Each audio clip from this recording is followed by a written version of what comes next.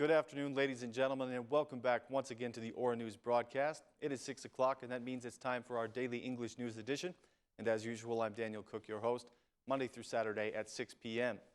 The Ad Hoc Commission voted in favor of the decriminalization bill today, moving the process into its final phase, the approval of the Parliament.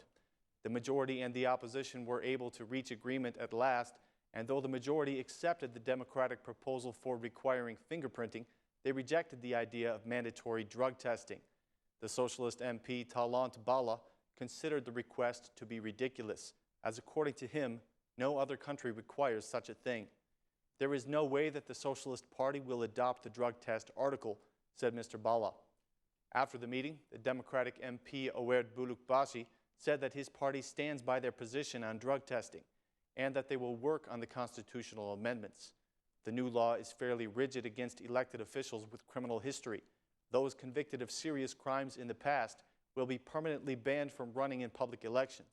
Any officials who have outstanding arrest warrants in EU countries, the US, or countries with safe legal systems, as well as those who have been expelled from other countries for committing crimes, will not be allowed to run in public elections or be appointed to public office.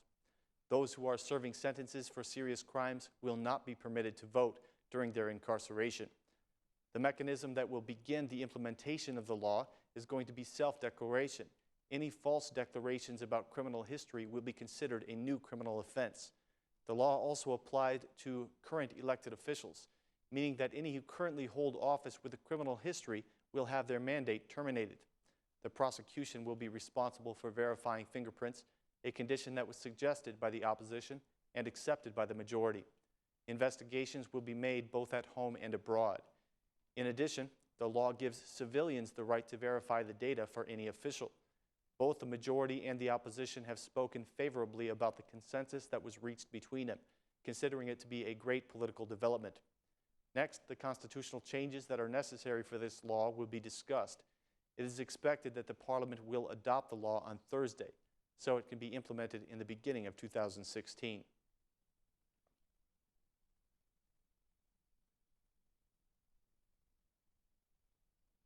Today, the U.S. Ambassador Donald Liu expressed appreciation for the police code of ethics, but said that it's pointless if it is not understood by the police officers. Speaking at the ceremony today for the presentation of the document to the officers, the American diplomat encouraged the police to stay away from criminal activity and to serve as an example for the new generation. Mr. Liu said, "This document will be pointless if the police officers do not understand it and do not discuss it. It is easy to sign a form. It is very important that the Interior Ministry has made a commitment to train 12,000 police officers in the new Code of Ethics and to give them the opportunity to discuss it. The statements of the head of police are the most important. You openly deny corruption, discrimination, and political influence.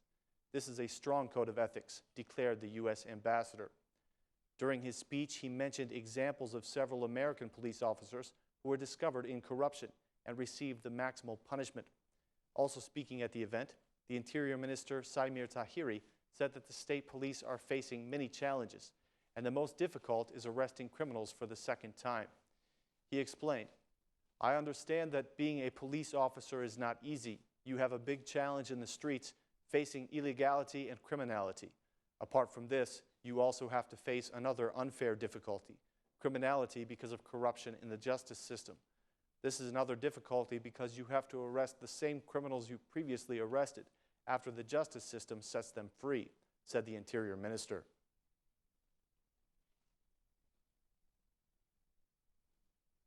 The Minister of Finance gave an explanation today of the changes that were made in the fiscal package.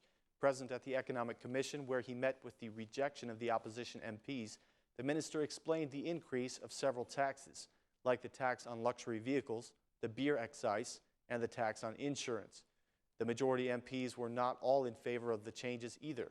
Mr. Bushati spoke out against the tax on luxury vehicles, and Mr. Spahihu said that the removal of tax for businesses with gross income of 5 million lek or under will result in an abusive situation for businesses.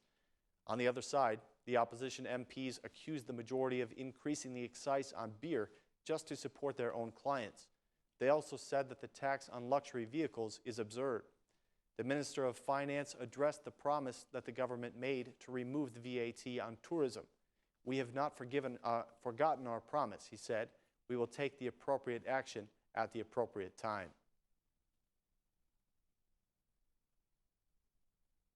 The Minister of Justice, Uli Magnani, called a meeting today for the heads of administrative courts and various business representatives. At the meeting, the head of the Court of Appeals requested more judges, saying that the shortage is causing delays in the review of cases. He said that as things currently stand, a single judge has to review 2,000 cases per 90 days. It appears as if the administrative courts are unable to fill their intended mission, which was to provide immediate solutions for business disputes. There are only 7 administrative court judges, and they have far too many cases to handle.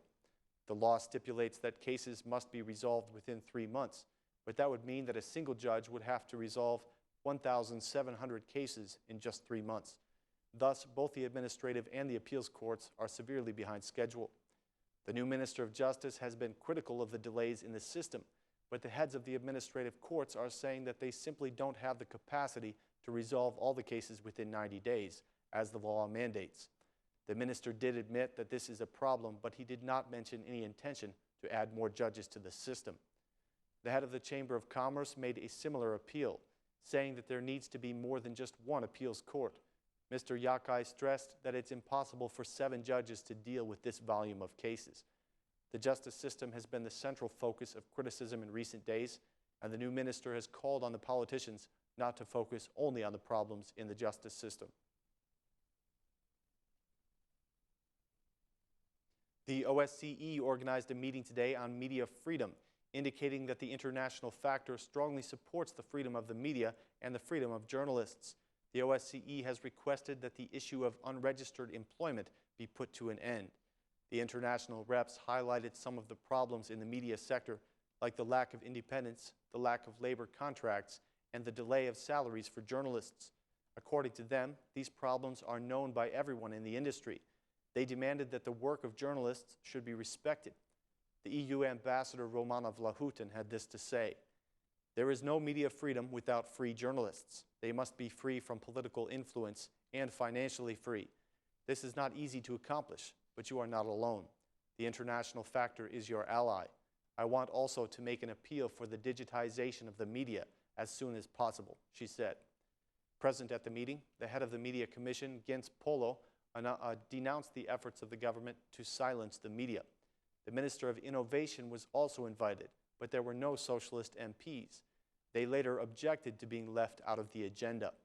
According to the media institution, the Albanian media currently has 5,527 employees. 42% of them work in television, 24% in newspapers, 9% in radio, and 7% in online portals.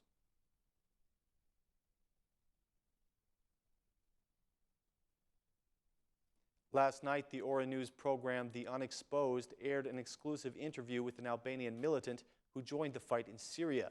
The repentant Albanian man who fought for both al-Nusra and ISIS confessed the existence of terrorist groups who fight each other without a clear strategy. "They paid us $30 per month," he said. "We could use this money to buy toothpaste and to speak with our families." The man had a message for other young Albanians: "Do not be deceived by the internet. The reality is much different. If you go there, you can never come back," he said.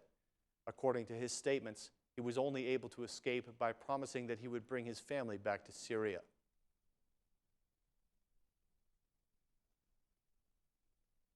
Thank you for choosing Ora News as your source for daily Albanian news updates in English. Please join us again tomorrow at the same time. Thanks and good night.